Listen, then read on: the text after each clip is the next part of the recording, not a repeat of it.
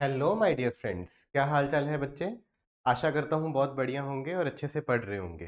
बेटा, जैसे कि आप लोगों का मैथ्स का बोर्ड एग्जाम्स जो है 11th ऑफ मार्च को होने जा रहा है, तो उसके लिए हम लोग इन दिनों में रिवीजन के तौर पे कुछ प्रीवियस ईयर्स पेपर्स को डिस्कस करेंगे। ठीक है। तो इंडिया के बेटा अदर अदर रीजन्स में अलग अलग पेपर आता है बोर्ड का। तो उसमें से मैं आपके साथ आज 30/1/1 जो कि हमारा 2023 में पेपर आया था, यानी कि पिछले साल, इसको डिस्कस करने जा रहा हूँ। पेपर बेटा ओवरऑल इजी था। कुछ तीन चार क्वेश्चंस जो हैं इसमें कॉन्सेप्चुअल हैं, जो आप लोगों को जज करने के लिए कि आप लोगों के ऊपर सब्जेक्ट का होल्ड कितना है, आप लोगों को कॉन्सेप्ट्स कितने अच्छे से आते हैं, उसके बिहाफ पे उन्होंने क्वेश्चन सिलेक्ट किए। ठीक है। तो हम लोग स्टार्ट करते हैं बेटा हमारा आज का टॉपिक। ठीक है। ये पेपर 2023 वाला। ठीक है। तो बेटा इसका फर्स्ट क्वेश्चन हमारे पास उसने क्वेश्चन में दिया हुआ है कि the graph of this y equals to p x. तो बेटा y equals to p x दिया हुआ है, तो आप लोगों को ये चेक करना होता है कि यहाँ अगर variable in the term of x दिया है तो x एक्सिस को कितने बार ये लाइन कट कर रही है, यानी कि टच कर रही है। तो बेटा हमारी x एक्सिस को ये वन टाइम टच कर रही है, तो इसकी जो नंबर ऑफ जीरोस होंगी वो कितनी होंगी, वन होंगी। नंबर ऑफ जीरोस कितनी होंगी, वन। ठीक है। देयर आफ्टर हमने फाइंड करना है value of k for which the pair of linear equations, ये दोनों जो है इनफाइनाइटली मैनी सॉल्यूशंस देंगे। अब इनफाइनाइटली मैनी सॉल्यूशंस हमारे पास कब होते हैं बेटा, जब ये कंडीशन होती है a1/a2 equals to b1/b2 equals to c1/c2। a1 यानी कि कॉफिशिएंट ऑफ x, ठीक है, उधर हमारे पास 6 हो गया। कॉफिशिएंट ऑफ y हमारे पास बेटा 1 है और इधरली साइड पर 2 है, और इधरली साइड कांस्टेंट टर्म 2 और 3 है। तो बेटा ये पेयर ही हमारे पास बराबर नहीं है, तो ये कंडीशन ही अप्लाई नहीं हो सकती। तो इसका कोई भी वैल्यू पर इनफाइनाइट सॉल्यूशन नहीं आएगा। ठीक है। This will not give us infinitely solutions, हम लोगों को कोई भी इनफाइनाइटली सॉल्यूशंस ये नहीं देगी। तो हम लिखेंगे डज नॉट एग्जिस्ट। इसके इनफाइनाइटली सॉल्यूशंस एग्जिस्ट ही नहीं करते। ठीक है। ये तीनों मुझे एपी की टर्म्स दी गई हैं, मुझे फाइंड करना है पी की वैल्यू। एपी की डेफिनेशन के बिहाफ पे जो कॉमन डिफरेंस होता है वो हमेशा क्या रहता है, सेम रहता है। चाहे आप सेकंड टर्म में से फर्स्ट टर्म सब्ट्रैक्ट कर दो, चाहे आप थर्ड टर्म में से सेकंड टर्म सब्ट्रैक्ट कर दो। तो हम लोग ये लगाएंगे, सेकंड टर्म जो हमारी है ये है p+1, फर्स्ट टर्म p-1 और थर्ड 2p+3। तो सेकंड टर्म p+1, उसमें से मैं फर्स्ट टर्म सब्ट्रैक्ट करूंगा p-1। ठीक है जी। आगे 2p+3, थर्ड टर्म में से first term, sorry second term subtract करूंगा p+1। तो p+1 minus p+1 equals to 2p+3 minus p-1।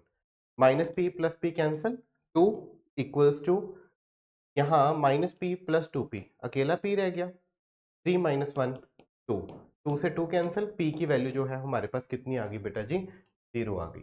ठीक है। तो जब p की वैल्यू 0 होगी तब ये तीनों टर्म AP में हो जाएंगी। अब उसके बाद ये मोस्ट इंपॉर्टेंट क्वेश्चन है बेटा, क्वेश्चन नंबर जो फोर्थ है चैप्टर हमारे 7th कोऑर्डिनेट ज्योमेट्री से। चाहे बेटा ये क्वेश्चन एमसीक्यूज में आप लोगों को मिल जाए, चाहे 2 मार्क्स में मिल जाए, चाहे 3 मार्क्स में मिल जाए, चाहे केस स्टडी के बीच में बन के आ जाए, ये क्वेश्चन पक्का बन के आता है कि एक्स एक्सिस जो होती है, ये दो पॉइंट्स दिए गए हैं उसको किस रेशियो में काटती है, या वाई एक्सिस जो होती है हमारी, वो दो पॉइंट्स जो दिए गए होते हैं उसको किस रेशियो में काटती है। तो उसने हमें क्वेश्चन में ये आपके पेपर में आना ही आना क्वेश्चन है, गारंटीड है। और एक पैरेललोग्राम वाला होता है जिसमें हम लोगों ने एक्स और वाई ढूंढने होते हैं, चार कोऑर्डिनेट्स दिए होते हैं। ये दो क्वेश्चन इस चैप्टर से गारंटीड आने ही आने हैं। ठीक है। तो हम लोग इसको देखते हैं। अब एक्स एक्सिस को हम लोगों ने चेक करना है कि ये किस रेशो में काटती है। ठीक है।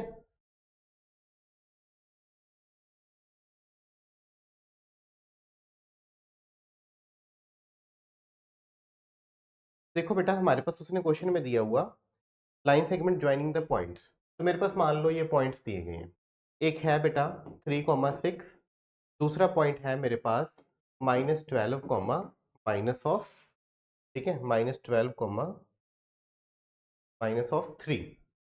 ठीक है। ये दो पॉइंट्स उसने मुझे दिए हुए हैं। ठीक है।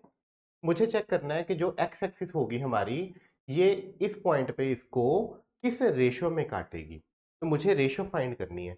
तो जब भी हमें बेटा रेशो फाइंड करनी होती है, हम लोग रेशो को हमेशा के रेशो 1 अज्यूम कर लेते होते हैं कि जो हमारी रेशो होती है उसको हम लोग किस में अज्यूम कर लेते हैं बेटा जी, के रेशो 1 में। ठीक है, तो मैं मान लेता हूं कि मेरे पास ये वाली वैल्यू k है, ये वाली वैल्यू 1 है। ठीक है, इसको हम लोग बेटा जी सपोज करते होते हैं m1, इसको सपोज करते होते हैं m2। ये हमारा x1 y1 होता है, ये हमारा x2 y2 होता है, और ये वाला पॉइंट हमारे पास x और y होता है। ठीक है, अब मुझे क्वेश्चन में उसने बताया हुआ है कि ये वाली लाइन x एक्सिस है, तो डेफिनेटली जो इसका y कोऑर्डिनेट होगा ये कितना होगा, 0।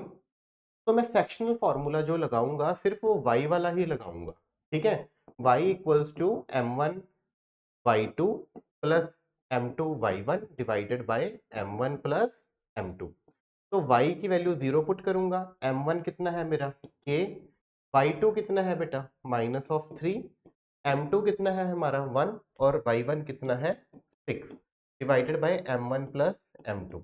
तो ये डिवाइड वाला तो इधर आकर 0 ही हो जाएगा, इसका हमें कुछ नहीं लेना।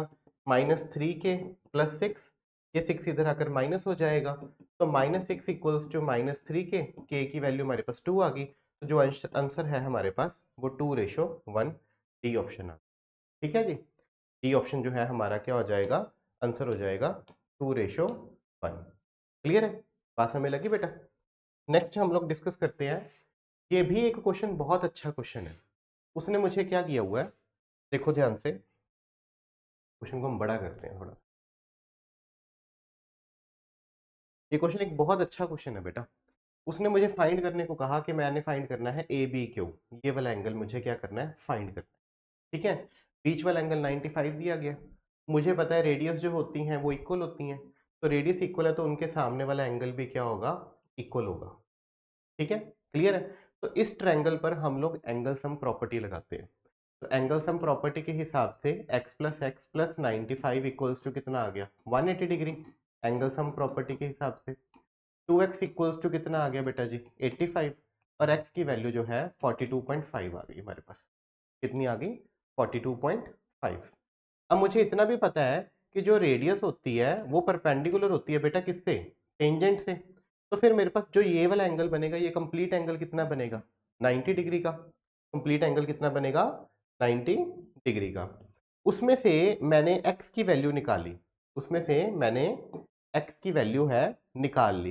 जो ये मेरे ऊपर वाला हिस्सा है ये आ गया 42.5, और नीचे वाला हिस्सा मुझे निकालना है जो कि उसने क्वेश्चन में पूछा था, और मुझे पता है कि इन दोनों का सम कितना है, 90। तो 42.5 प्लस नीचे वाला सपोज कर लेते हैं y इज इक्वल्स टू 90, क्योंकि रेडियस जो होती है वो टेंजेंट के परपेंडिकुलर होती है। तो 42.5 इधर आकर सब्ट्रैक्ट हो जाएगा, हम लोग इसमें से माइनस करेंगे 47.5, हमारा आंसर आ जाएगा।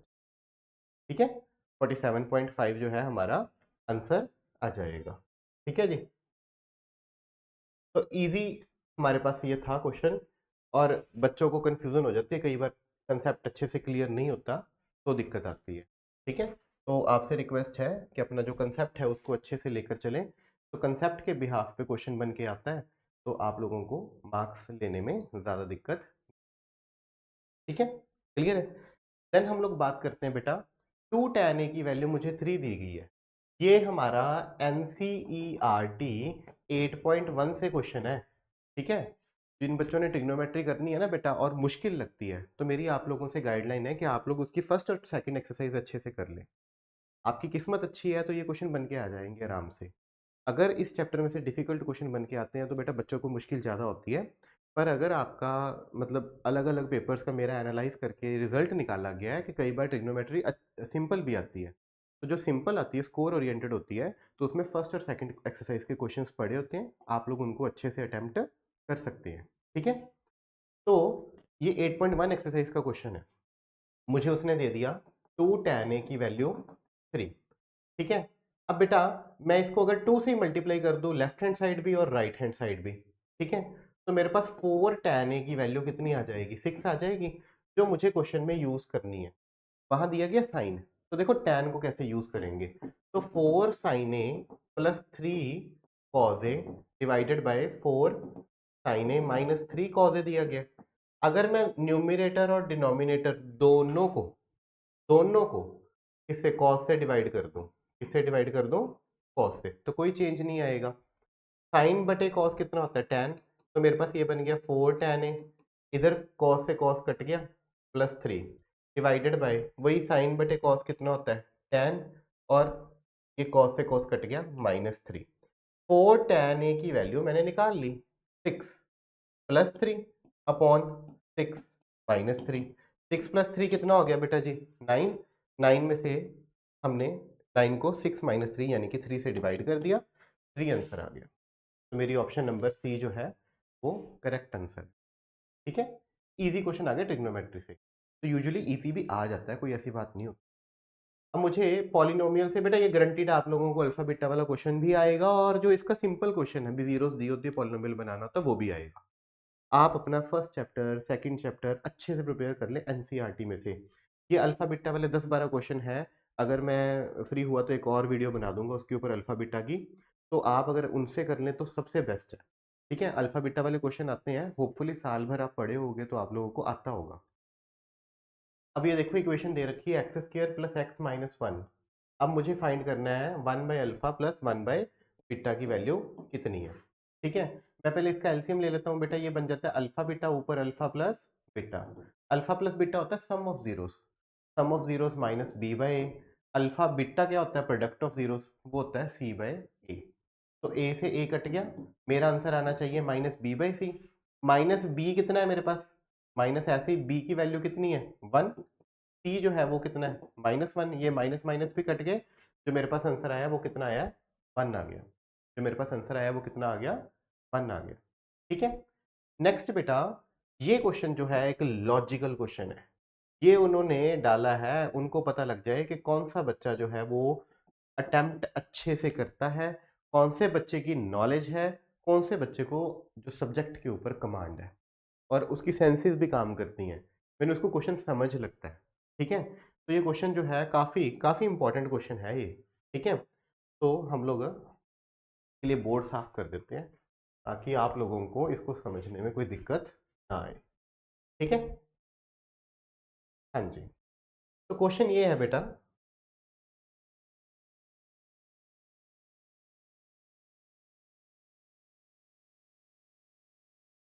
हाँ जी, उसने कहा कि मुझे k की वो लीस्ट वैल्यू ढूंढनी है जिस पर मेरी ये वाली क्वाड्रेटिक इक्वेशन जो है वो रैशनल रूट्स दे। क्या दे, रैशनल रूट्स। रैशनल रूट्स कौन सी होती है, जो इरैशनल नंबर नहीं होते, इनको छोड़कर जितने भी रियल नंबर्स हैं ये सारे रैशनल ही होते हैं। ठीक है, rational in the simple language p/q की फॉर्म में हो, चाहे q 1 नहीं हो हमारा। ठीक है, तो अगर हम लोग क्वाड्रेटिक इक्वेशन की बात करें तो क्वाड्रेटिक फार्मूला का जिक्र क्यों ना आएगा। तो क्वाड्रेटिक फार्मूला क्या होता है मेरे पास, -b plus minus root of b² - 4ac divided by 2a। ठीक है, अब मैं वैल्यूज भी भरूं इसमें, तो minus of k plus minus b की वैल्यू क्या है k² -4 into 2 into minus of 4 divided by 2 into 2। x equals to -k plus minus k² plus 32 divided by 4। Clear है, अब ये देखो, मुझे k की वैल्यू में एक रैशनल नंबर भरनी है, रैशनल नंबर ही भरनी है ना, मतलब k की वैल्यू मैं कौन सी भरूं कि मेरा आंसर एक रैशनल नंबर आए, तो मैं रैशनल वैल्यू भरूंगा। क्लियर है, क्योंकि मेरे पास इरैशनल नंबर तो कुछ दिया नहीं है। हाँ, एक चीज जिस पर मेरा ध्यान जाएगा वो ये है कि मेरे पास ये वाली नंबर जो है वो रूट के अंदर दिया गया है k² प्लस 32। मेरी ये वाली वैल्यू जो है ये रैशनल आ जाए, यानी रूट के अंदर ना रहे, रूट के अंदर ना रहे। क्यों, रूट के अंदर रहेगी तो इरैशनल नंबर बन जाएगा। क्वेश्चन में उसने मुझे कहा है कि मुझे रैशनल रूट्स चाहिए, मुझे रैशनल रूट्स चाहिए, तो this value should be a rational number, this value should be a rational number. अब k को मैं जीरो पुट करूंगा, if I will put k equals to 0, तो मेरा √32 बन जाएगा। √32 जो है वो एक रैशनल नंबर नहीं है। अगर k की मैं वैल्यू 1 भरता हूँ, अगर मैं k की वैल्यू 1 भरता हूँ तो ये √33 बन जाएगा, 1 प्लस 32, ये भी मेरा एक रैशनल नंबर नहीं है। अगर k की मैं वैल्यू 2 भरता हूँ तो 2 का स्क्वायर 4, 4 प्लस 32 √36, और √36 6 बनता है, जो कि एक रैशनल नंबर है। तो मुझे k की वैल्यू क्या भरनी है, 2 भरनी है। ये मेरे को पता है साल भर में हम लोगों ने क्वेश्चन डिस्कस नहीं किया। ये क्वेश्चन जो है ना तो एनसीईआरटी से, ना ही आपकी कोई प्रदीप एस चंद की बुक्स में से है। ये क्वेश्चन आपकी लॉजिकल थिंकिंग के बेस पे है कि आप लोगों को क्वेश्चन की कितनी समझ लगती है, आप लोग क्वेश्चन को अच्छे से कितने से अटेम्प्ट कर पाते हैं। डाला उसने एमसीक्यू में है, वो ये जज नहीं करना चाहता कि आप पेपर में कितना प्रेशर बियर कर रहे हैं। मार्क्स वो लेके आएगा आपके, 1 नंबर कम हो जाएगा, 2 कम हो जाएंगे। मार्क्स तो वो आप लोगों के जो एनसीईआरटी की बुक्स और सेशन भर में प्रीवियस ईयर क्वेश्चन पेपर को डिस्कस करके आया है, उसके बिहाफ पे क्वेश्चन पेपर सेट करेगा। पर एक दो क्वेश्चन उसने ऐसे सेट किए हैं कि पता लग जाए कि किस में कितना है दम। ठीक है, तो ये उस क्वेश्चन में, ठीक है, होपफुली पता लग गया होगा आप लोगों को। देन हम लोग बात करें बेटा इसकी वैल्यू। अब ये भी देखो क्वेश्चन डिफिकल्ट नहीं डाला उसने, ये है कि आप लोगों को वैल्यूज आती हैं, आप लोगों को वैल्यूज अच्छे से कितनी याद है, ये तो आपकी नॉलेज चेक करनी है। तो ये वैल्यूज चेक करने के लिए उसने क्वेश्चन डाला हुआ है। ठीक है, तो हम लोग अटेम्प्ट करते हैं बेटा क्वेश्चन को। 3 इंटू tan 30 की वैल्यू बेटा कितनी होती है हमारे पास, 1/√3, उसका क्या डाला हुआ है स्क्वायर। फिर देन sec 45 √2 होता है, उसका स्क्वायर। फिर उसके बाद sin 60 √3/2 उसका स्क्वायर। ठीक है, 1/√3 का कितना आ गया 3, √2 का स्क्वायर कितना हो गया 2, ये कितना बन गया बेटा जी 3/4, 3 से 3 कट गया, 1 - 2 + 3/4। ठीक है, क्लियर है। sin 60 की √3/2 का स्क्वायर है, टेन 45 और tan 30 इंटू यहाँ है बेटा 3/4। क्लियर है, तो ये बन गया 1/4। देर आफ्टर बेटा इनका एलसीएम ले लिया, 1 - 8 + 3, तो ये बन गया 4 - 8/4, -4/4 काट के हमारे पास कितना आ गया -1। तो ये ऑप्शन हमारी आ गई। क्लियर है। देन आफ्टर बेटा उसने आपको कर्व्ड सरफेस एरिया सिलेंडर का दे रखा है जिसकी हाइट दी गई है इतना है, तो आप लोगों ने radius calculate. Curved surface area cylinder का फॉर्मूला क्या होता है 2πRh, उसकी वैल्यू उसने क्वेश्चन में दे रखी है 94.2 सेंट स्क्वायर, और उसने स्पेशली ये भी कहा है कि आपने पाई की वैल्यू 3.14 लेनी है, तो हम लोगों ने ले ली। ठीक है, आर की वैल्यू हम लोगों ने ढूंढनी है, हाइट हम लोगों को उसने क्वेश्चन में 5 दे दी। ठीक है, 942 डिवाइडेड बाय 100, ये देखो 3 इंटू 3 पे कट गया। ठीक है जी, 100 से 100 कट गया, डन, 100 से हमारा 100 कट गया। ठीक है, देन आफ्टर, अच्छा यहाँ पॉइंट एक 94 के बाद है, यहाँ एक जीरो आएगी, तो 100 से 100 नहीं, 10 से हमारा 100 कट कर 10 बन गया। अब 5 2 ज़र 10 और 2 से 2 कट गया, तो आर की वैल्यू मेरी जो है वो कितनी आ गई 3 आ गई। क्लियर है, आर की वैल्यू जो है वो कितनी आ गई 3 आ गई। नेक्स्ट हम लोग बेटा जी, उसने मुझे क्वेश्चन में दिया गया है लेस देन, अब वो देखो लेस देन वाला क्वेश्चन आ गया, उसने चेक करना कि तुम लोगों को लेस देन मोर देन वाला आता है कि नहीं आता। पर ये नहीं ऐसा कि उसने लॉन्ग क्वेश्चन में डाल दिया तो 5 नंबर काट लिए। लॉन्ग क्वेश्चन में पढ़ा होगा मीन मीडियन का क्वेश्चन, पर वो क्वेश्चन जो होगा वो जस्टिफेबल होगा, मतलब तुम लोग उसमें मार्क्स ले जाओगे। ठीक है, अब यहाँ देखो उसने लेस देन वाला दे रखा है, less than 10, less than 20, less than 30, 40, 50, 60, यानी कि मेरे पास ये वाली चीज जो दी गई है ये कॉमुलेटिव फ्रीक्वेंसी है। क्या दी गई है कॉमुलेटिव फ्रीक्वेंसी। और पूछी उसने क्या है मॉडल क्लास। मॉडल क्लास क्या होती है मैक्सिमम फ्रीक्वेंसी वाली क्लास, तो बच्चे यहाँ से 80 उठाकर आएंगे गलत हो जाएगा, तो हम लोगों को इसकी सी एफ बनानी पड़ेगी, क्या सॉरी एफ बनानी पड़ेगी। ठीक है, तो एफ हमारे पास कितनी आएगी देख लेते हैं। 3 का 3 वैसे, 12 में से 3 सब्ट्रैक्ट किए 9, 27 में से 12 सब्ट्रैक्ट किए 15, 57 में से 27 किए 30, 75 में से 57 गए 3, 60 और 15 18।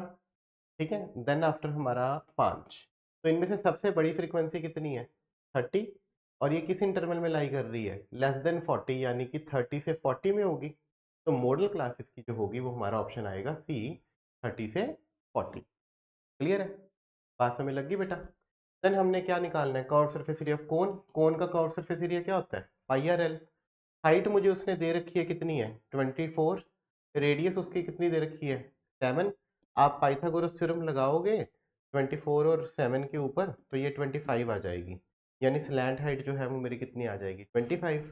तो लगा दो फॉर्मूला 22/7, रेडियस भी 7 है, स्लैंट हाइट कितनी आ गई 25, 22 इंटू 25 550 सेंटीमीटर स्क्वायर हमारा आंसर आ गया। ठीक है, क्लियर है। देन बेटा हमारे पास distance between these two points, तो डिस्टेंस फॉर्मूला ही लगाना है, root of x2 minus x1 square, 0 minus of -2 root 5 का स्क्वायर, ठीक है जी, प्लस 0 माइनस 2 रूट 5 का स्क्वायर। तो ये वैल्यू 2 रूट 5 का स्क्वायर बन गई, ये -2 रूट 5 का स्क्वायर बन गई, 2 का स्क्वायर 4 इंटू रूट 5 का स्क्वायर 5, 2 का स्क्वायर 4 इंटू रूट 5 का 5, तो रूट ऑफ 20 प्लस 20 रूट 40, वो 2 रूट 10 आ गया, 2 बाहर आ जाएगा, 2 रूट 10, क्लियर है। तो 2 रूट 10 यूनिट्स आ गई, समझ गए बेटे। अब ये भी बच्चों को कंफ्यूज करने के लिए एक एमसीक्यू डाला हुआ है। एमसीक्यू इंपॉर्टेंट है, एमसीक्यू इंपॉर्टेंट है, पर ये चेक करता है कि तुम लोगों की कंटेंट के ऊपर कमांड कितनी है, तुम लोगों का चैप्टर के ऊपर होल्ड कितना है, अच्छे से तुम लोगों को चैप्टर आता है, चीज समय लगती है, ठीक है। तो ये उसके बिहाफ पे हम लोगों से क्वेश्चन पूछ रहा है, ठीक है। तो देखो बेटा, हम लोग बात करते हैं, 2 जीरोस दे रखी है उसने मुझे, ठीक है। जो दोनों जीरोस हैं -2/3 और एक है हमारे पास +2/3, तो मैं जब सम निकालूंगा तो वो कितना आएगा 0। और सभी को पता है कि उसने क्वाड्रेटिक पॉलिनोमियल बनाने के लिए कहा है, तुम लोग क्वाड्रेटिक पॉलिनोमियल की इक्वेशन लगाओगे। तो क्वाड्रेटिक पॉलिनोमियल इक्वेशन क्या होती है, x² minus sx plus p, ठीक है। यहाँ ये सम होता है और ये प्रोडक्ट होता है, बट ये अधूरी है, आप लोगों को इसके आगे k मल्टीप्लाई करना होता है, k आप लोगों का कोई भी कॉफिशिएंट होता है, ठीक है। क्या k आपका कोई भी कॉफिशिएंट होता है, ठीक है, कांस्टेंट नंबर होता है। तो x² माइनस सम 0 हो गया, प्रोडक्ट की वैल्यू इन दोनों का मल्टीप्लाई करो, प्रोडक्ट की वैल्यू -4/9, तो इक्वेशन बन गई x² -4/9 इंटू कोई भी एक कांस्टेंट नंबर। तो x² -4/9 ऐसे ऑप्शन में कोई नहीं है, इसका आप एलसीएम ले लें, तो एलसीएम लोगे तो 9x² -4/9 इंटू के है, k/9 इंटू 9x² -4, ये k/9 जो नंबर है ये कुछ भी हो सकता है। तो आप ये देखो 9x² -4 ये पड़ा, और आगे क्या है 5, तो 5 k/9 की वैल्यू हो सकती है, तो 5 इंटू 9x² -4, यानी कि डी ऑप्शन जो है हमारा आंसर आ गया, क्लियर है। देयर आफ्टर ऑल्सो ये भी क्वेश्चन तुम लोगों का सिर्फ कंसेप्ट अगर तुम लोगों को पता है तो एकदम से हो जाएगा कि अगर हर नंबर को मैं 3 से, अगर हर नंबर को मैं एक नंबर 3 से बढ़ा दूं, जितना भी डाटा मेरे पास दिया है जैसे 1 3 5 ऐसे डाटा दिया हुआ है 7, तो मैं हर नंबर को 3 से इंक्रीज कर दूं, 4 7 8 10, ये वाला डाटा ले लूं, तो अगर इसका मीन जितना भी आता था, अब जो नया डाटा है उसका मीन और प्रीवियस मीन से क्या लिंक होगा।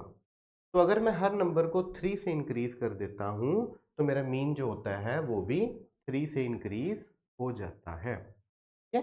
जो मेरा मीन होता है वो भी 3 से इंक्रीज हो जाता है। देन आफ्टर बेटा, probability of happening an event जो है और probability of not happening an event, इन दोनों का सम हमेशा ही क्या होता है 1 होता है। हैपनिंग एंड इवेंट को उसने P से डिनोट किया, नॉट हैपनिंग को Q से डिनोट किया, तो इन दोनों का सम जो होता है वो हमेशा ही कितना होता है 1 होता है, हमारा आंसर आएगा ए ऑप्शन, ठीक है, क्लियर है। देन हम लोग बात करें, ये भी लॉजिकल क्वेश्चन है। देखो प्रोबेबिलिटी जो है वो बेटा जी, अगर तुम्हारी किस्मत अच्छी हुई तो सिंपल क्वेश्चन भी आ जाएंगे, जैसे कि 3-4 नंबर वाले क्वेश्चन इसमें पड़े हैं। अगर थोड़ा सा आपके ऊपर साया अच्छा ना हुआ तो फिर इस तरह से क्वेश्चन आ जाएगा। ये उन बच्चों की जिनकी तैयारी अच्छी है तो आराम से कर लेंगे, जिन बच्चों की तैयारी अच्छी नहीं है तो ऐसे क्वेश्चंस को एक बार अच्छे से देख ले, ठीक है। ऐसे क्वेश्चंस को एक बार अच्छे से देख ले, क्या पता रिपीट भी कर जाए, क्या पता आपकी किस्मत ज़्यादा अच्छी हो तो ऐसा ना आए, ठीक है। तो क्वेश्चन देखो, उसने कहा कि girl calculates the probability of her winning the first prize in a lottery is इतना, तो उसके लॉटरी में प्राइज जीतने की संभावना प्रोबेबिलिटी जो है वो इतनी है। टोटल कितनी टिकटें थी 6000, तो बताओ उसने कितनी टिकटें खरीदी होंगी। तो प्रोबेबिलिटी ऑफ इवेंट क्या होता है, number of favourable outcomes, number of favourable outcomes divided by total outcomes. Total outcomes उसने बताया टिकटें कितनी है, 6,000। फेवरेबल उसने खरीदी कितनी होंगी, हमें पता नहीं है, लेट एक्स। और जो उसकी संभावना है वो मुझे उसने दे दी, वो संभावना की वैल्यू है 0.08। ठीक है, तो 0.08, ये पॉइंट हटा देंगे, डिवाइड बाय 100 आ जाएगा। 100 से ये दोनों जीरोस कट गई, 60 को 8 से मल्टीप्लाई करेंगे, 480 हमारी टिकटें आ जाएंगी। अगर लड़की 6,000 में से 480 टिकटें खरीदती है तो उसके जो जीतने की संभावना है वो 0.08 होगी। ठीक है, क्लियर है। ये देखो, अब मैंने कहा था आने को इजी क्वेश्चन भी आ जाए, आने को डिफिकल्ट भी आ जाए। ऊपर वाला थोड़ा सा तुम्हारे लिए टफ होगा क्योंकि तुमने जनरली क्लासेस में नहीं किया होता। नीचे वाला तुम्हारे लिए सिंपल होगा क्योंकि ये क्वेश्चन हम लोग आमतौर पे डिस्कस कर लेते हैं। तो 20 बंदों में से 5 बंदों को स्विमिंग नहीं आती, यानी 15 को आती है। तो तुमने एक बंदा सिलेक्ट किया है, तो तुम बताओ कि उसको स्विमिंग आती है। तो 15 जनों को आती है 20 में से, इसको काट देंगे तो 3/4 हमारा प्रोबेबिलिटी हो जाएगी। इजी था। ठीक है, होपफुली आप लोगों को एमसीक्यूज अच्छे समझ लग गए होंगे। एक बार आप एमसीक्यूज को जो मैंने समझाए हैं अच्छे से सुन लें बेटा, इसकी अच्छे से प्रिपरेशन कर लें।